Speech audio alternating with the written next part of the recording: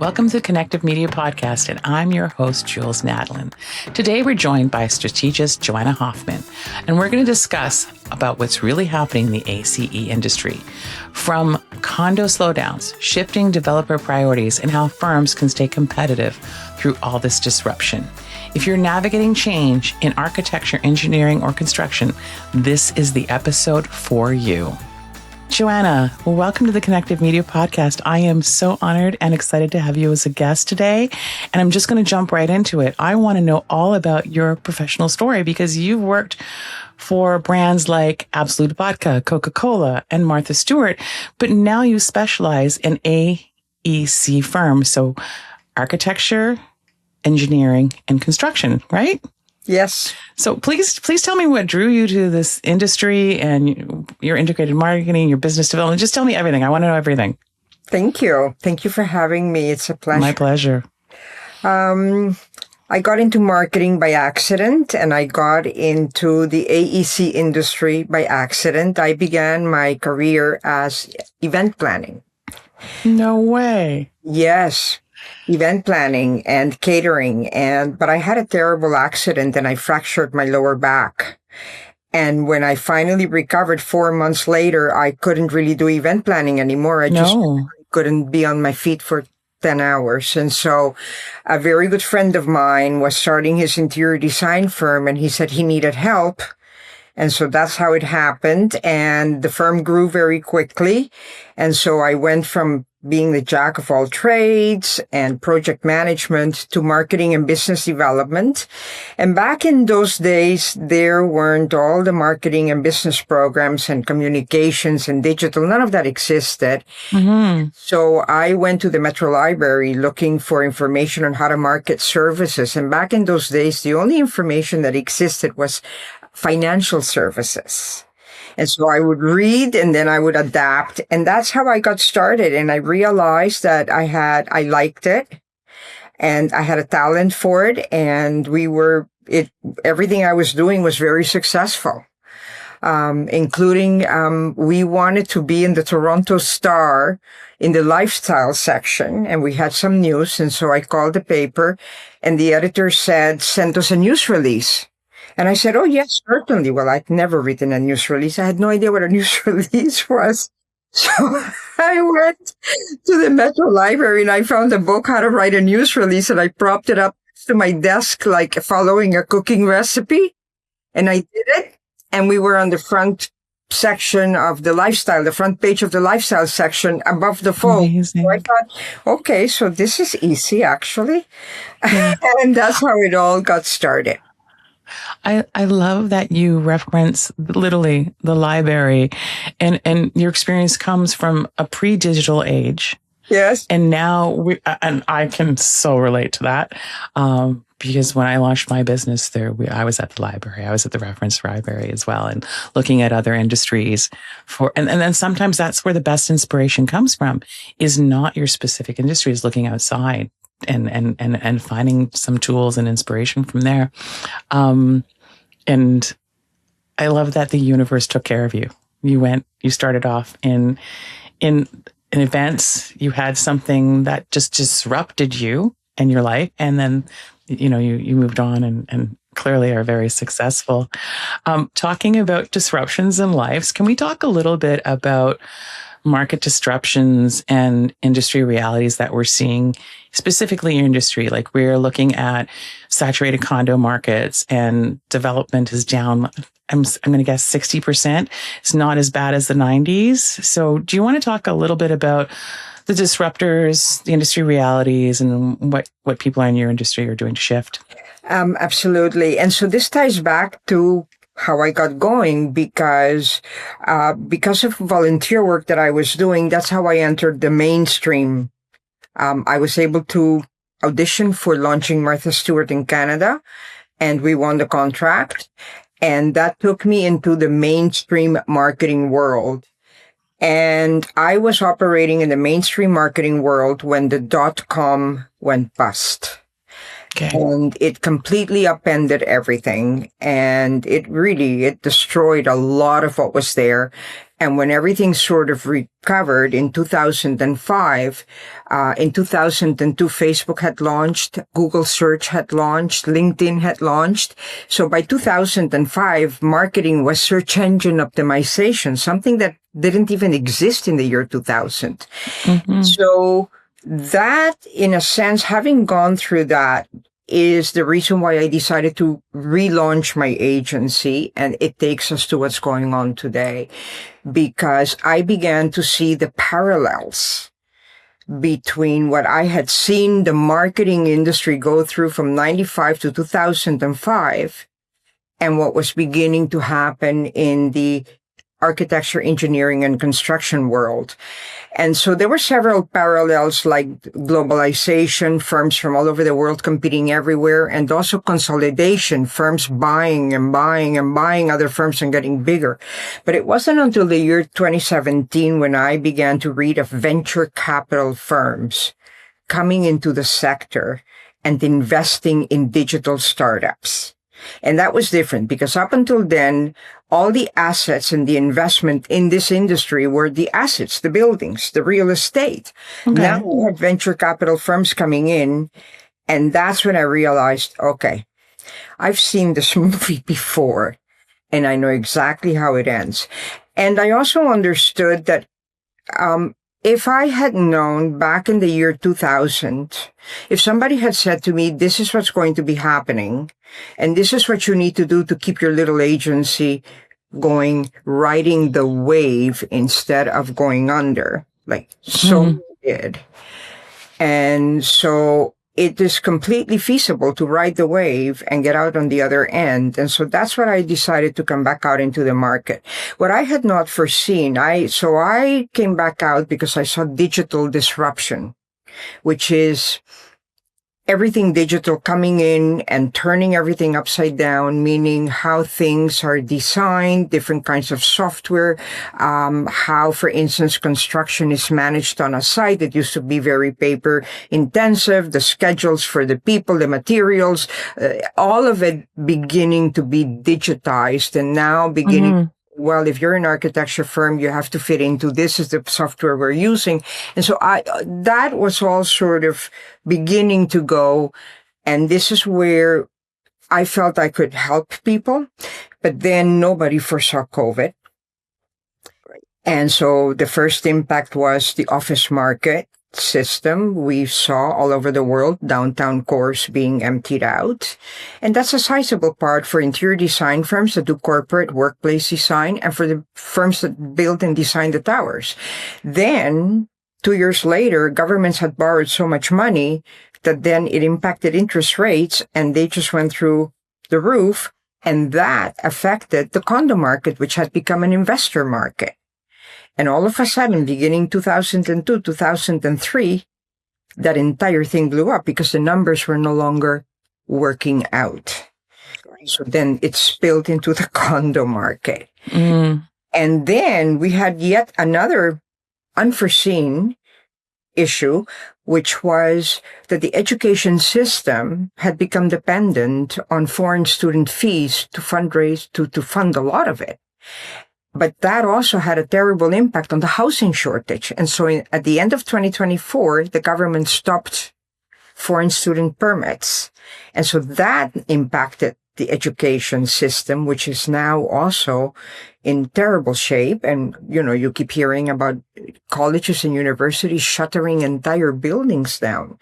So, when you look at the condo market and the office market and the education market, that's what drives the majority of the ecosystem, architecture, engineering, construction. And so that and the whole upheaval of the digital revolution, I've never seen three sectors go out at the same time. And it's a monster upheaval. It's a huge and disruption. AI, right? AI. And then there's AI. I know that in the early 1980s, the industry was disrupted by computer-aided design, right? I think it's CAD. And it was the first shift of taking the drafting and making it digitized. So I feel like we're seeing similarities with the transition right now and AI in the industry. Are there positive impacts of AI right now since you started talking about AI in your industry? Yes, there are many positives. One of the things about all of these upheavals is that, and I'm careful to say to people, yes, it is very scary when everything that you've worked under an entire career, all of a sudden it's all turned upside down and there is just ongoing change. And ongoing change for humans is very difficult, but you're looking at an industry, AEC is the last global vertical to be disrupted. The way buildings are planned, financed, designed, and built has not really changed very much from the previous century. And so this is terrifying. But here's the thing. When there is such huge change and there is so much upheaval, there's also a million new opportunities that come up. Where a door closes, 3 more open on this side. And so it's an issue of being able to keep the perspective and to have an understanding of what's going on and to be looking for how can you fit into that and how can you use these new opportunities and technologies to your advantage.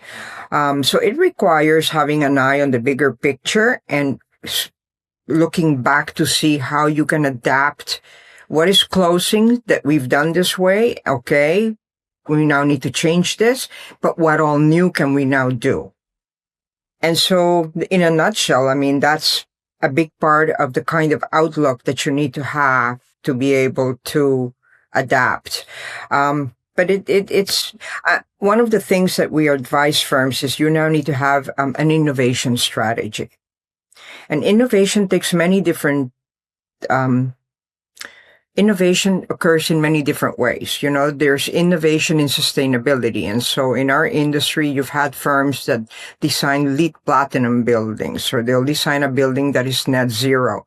But you and I began the conversation on this framework. There's a lot of innovation in process, and there's a lot of innovation in services. So taking a look at the process from soup to nuts, from A to Z, and looking at how it is done and where can you do more of it and help a client not deal with 20 different sub-consultants. Maybe they can only deal with 8 and you do a lot of that so you can charge for that. That's a service. Or how can you help to shorten the process, or how can you help to make it more efficient and effective? So once you begin to take a look at that, you realize that innovation is not just materials but also how you service your clients, how you come to market. There's a lot of room. And that actually, I like that because that's an opportunity for differentiation. So if you and I do the exact same service, and you figure out how to do it, cutting out 2 steps and save 3 months of the process, and you communicate that to your clients, you're going to get all the contracts that you and I bid against, and I'm not. Right. Right. So, yeah. So, looking at all the ways to innovate, and a lot of them are just the systems in your business and how you sell to clients. So you really need to look at, you're saying your inventory, but you have to look at your internal systems, where the shortcomings are, where you're maybe shouldn't be focusing, where your successes are. And this is all part of planning and strategy that you do with your clients. While we're talking, I remember back in the day when I was a young woman and I was working in healthcare, we literally used to do scheduling on a board, and then along came the digital world and we now had Microsoft Office. So I'm assuming that with, AI now specifically in your industry, there must be tools that are time savers, more efficient, sees gaps and opportunities, and can streamline things for less room for error in planning. Exactly.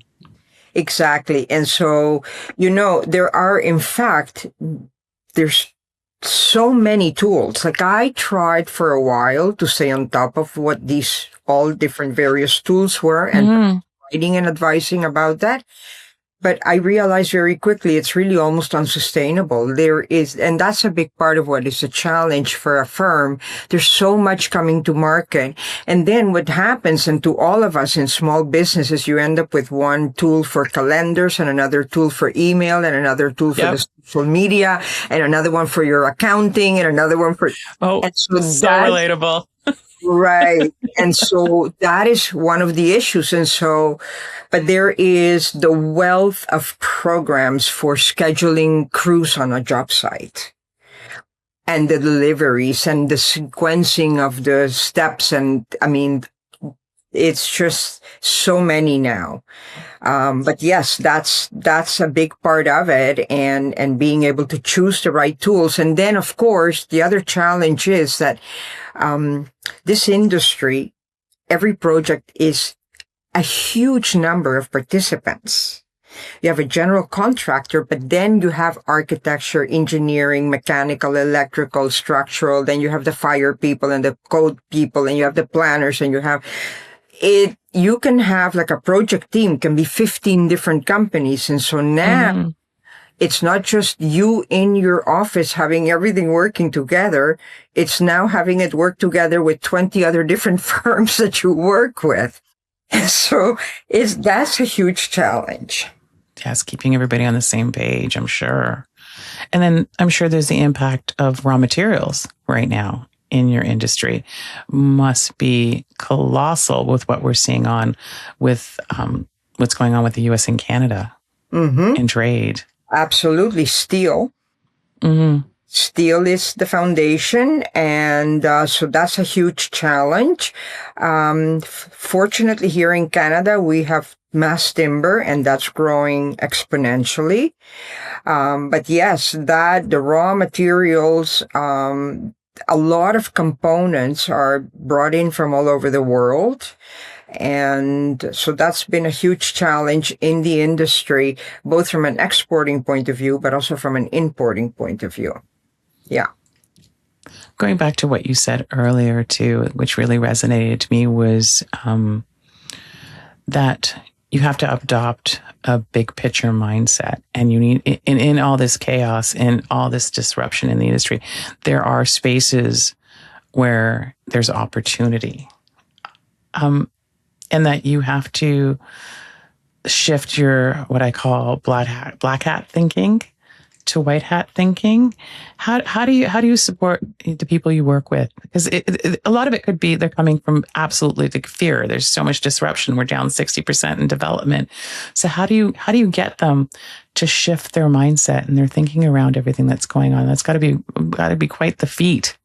It is very difficult. It is very difficult because, first of all, this is an industry that is very conservative. You know, the liability, people don't really quite understand. Like, for instance, an architecture firm that carries a liability on a project that is $600 million. The contracting firms, I mean, so liability is one of the reasons why this is such a conservative industry, and it's all about managing risk and managing liability. And so people stick to what works because, you know, in construction, I mean, anybody who's done a renovation program in their house understands, you know. Yesterday, somebody was saying, well, you know, we thought we were going to change the sink, but then the floor didn't work. And then we thought, well, maybe we should also do the wall. And then So, you know, it just scales and becomes bigger. So it's very challenging for that reason. You've got an industry that is very bound with what works for good reason.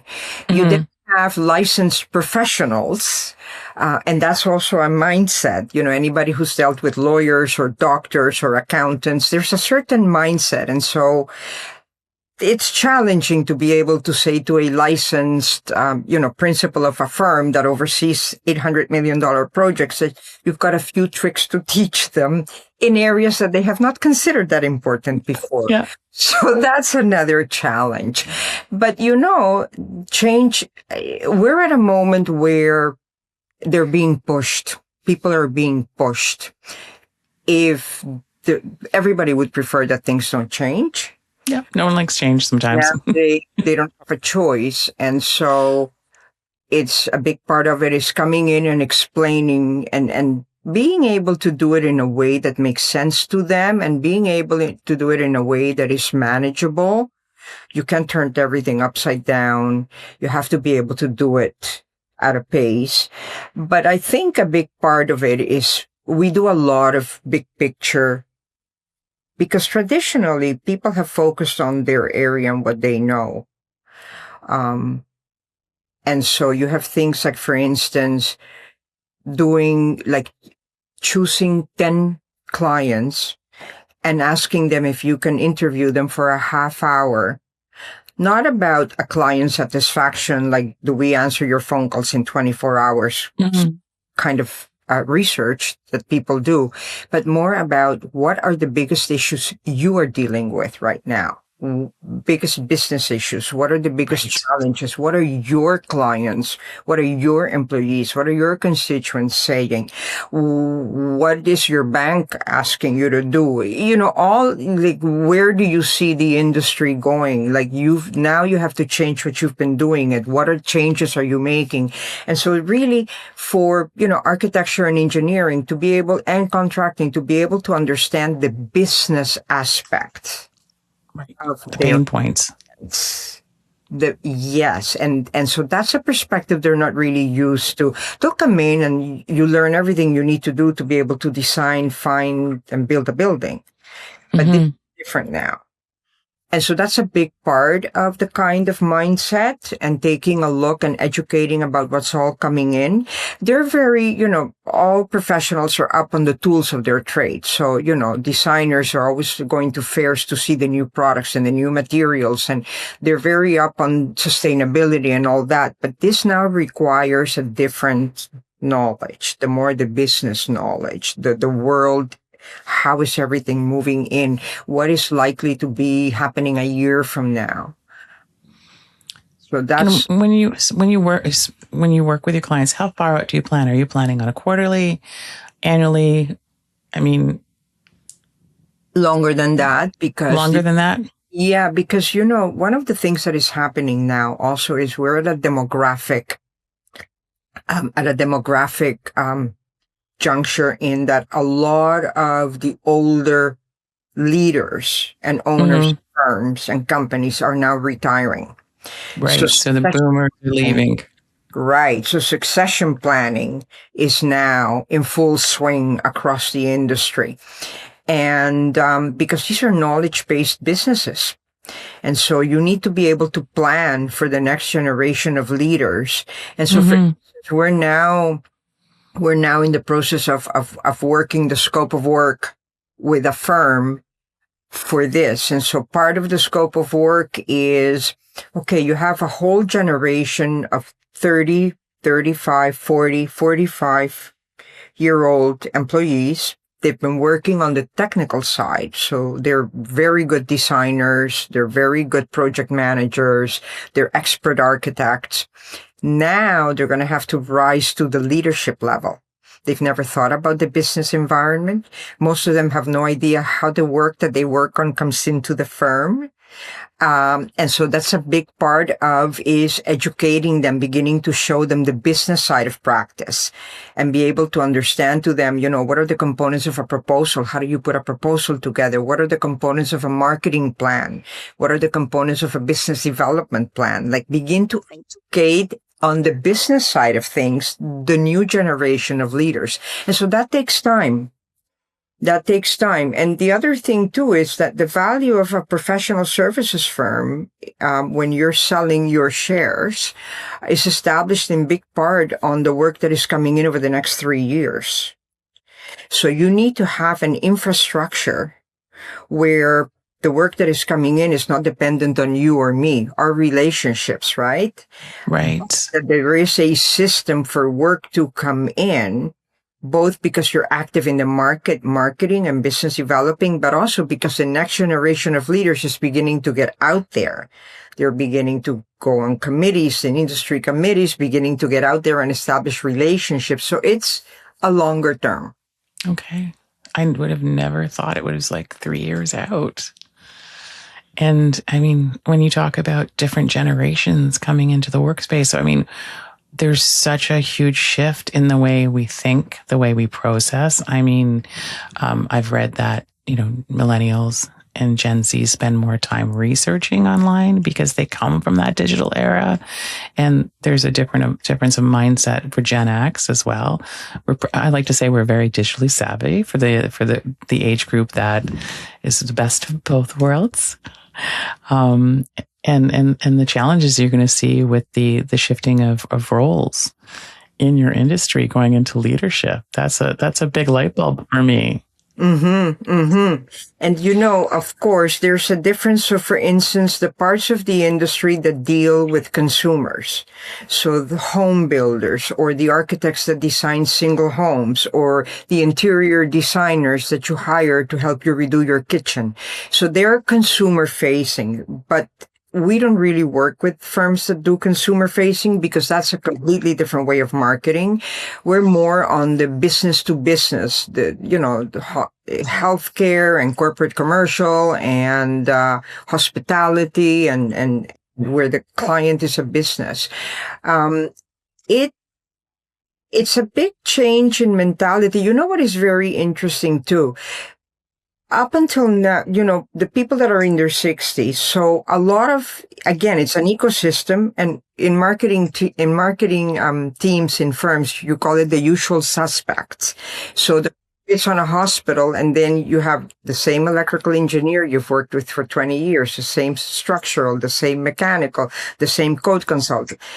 But now what is happening is, for instance, you have a developer, a client, and they now have a 40 new group of vice presidents. They now have a say in who gets hired to build what. They come from Asia. They come from China. They come from Latin America. They come from Egypt. They come from all over the place. They didn't go to school with the clients like the previous generation did. Okay. And so what you hear, and I've seen it happen in a firm that I worked in, but also I've heard clients talk about this. Your buddy, the CEO, just retired. Now you're selling to a 45-year-old who you've never met. He look at you, he goes on your website, he's horrified. The website hasn't been updated in 20 years. To this 45-year-old, why would we work with such a company? Like, they're from a different age.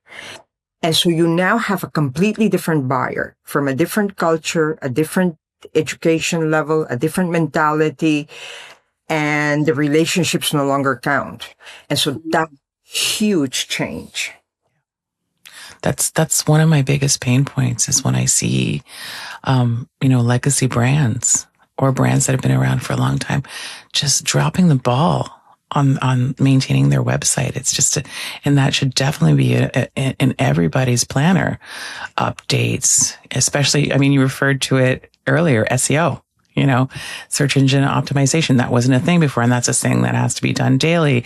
And, certain B2B will focus on platforms like LinkedIn. So there's so many other things outside of the build, the development, the architectures that a firm has to do. Consumer-facing firms much better at this because they went on Facebook a long time ago and they did the SEO a long time ago. Because imagine you and I are going to renovate our kitchen.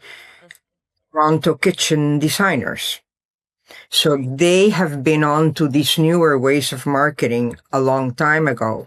It's the bigger projects, the B2B, the established relationships of a lifetime that now being disrupted and having to learn, having to think that, maybe we do need to invest in a new website. We've worked on websites that the firm had the original websites from 25 years ago. Makes me think of MySpace. I don't know how many people out there remember MySpace. Yes. Oh, gosh. I never had a MySpace account. Sorry? I never had a MySpace account, but I do remember MySpace, yes. Yeah. I remember how disruptive just even Facebook was in the early days when we had businesses that didn't depend on digital footprints.